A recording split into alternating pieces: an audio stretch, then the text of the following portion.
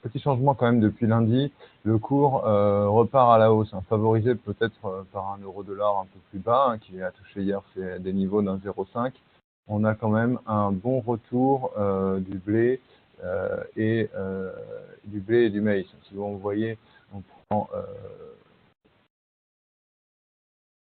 la tendance horizontale du blé, vous voyez qu'on était quand même repassé en dessous assez clairement lundi, et après une journée un peu contrastée, on est quand même bien monté au-dessus de ce niveau, et donc maintenant ça rejoue support. Donc l'enjeu, ça va être de casser cette tendance, de refaire un nouveau plus haut pour confirmer qu'on est dans un système haussier.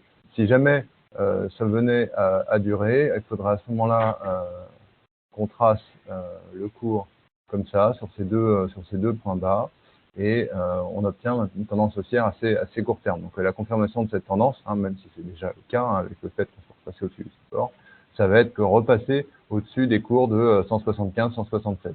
On a exactement la même configuration en maïs, avec un support ici qui a été recassé.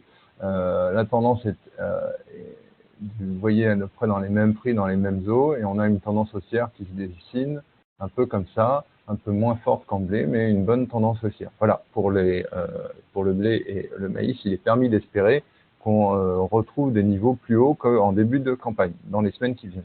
Maintenant, pour ce qui est du colza, on a une purge depuis début de semaine, mais qui, pour l'instant, qui ne remet pas en cause la tendance haussière. Et je vais vous dire pourquoi j'y crois encore. On a fait quand même, il y a moins de 10 jours, un nouveau plus haut sur l'échéance mai. Donc, il n'y a pas de, pour l'instant, il n'y a pas de raison d'être trop pessimiste.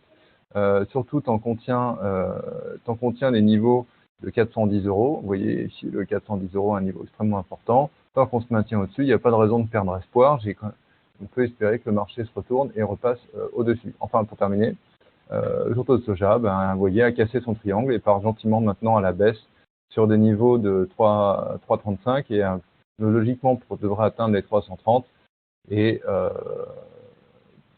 voilà, vous voyez ici, là, on est vraiment dans un essoufflement de tendance. La dernière pointe était inférieure à la précédente, donc on serait quand même plutôt, ça reste des suppositions, mais plutôt sur un essoufflement, donc peut-être un retour dans le range de 199-330. Voilà, merci de m'avoir écouté et à très bientôt.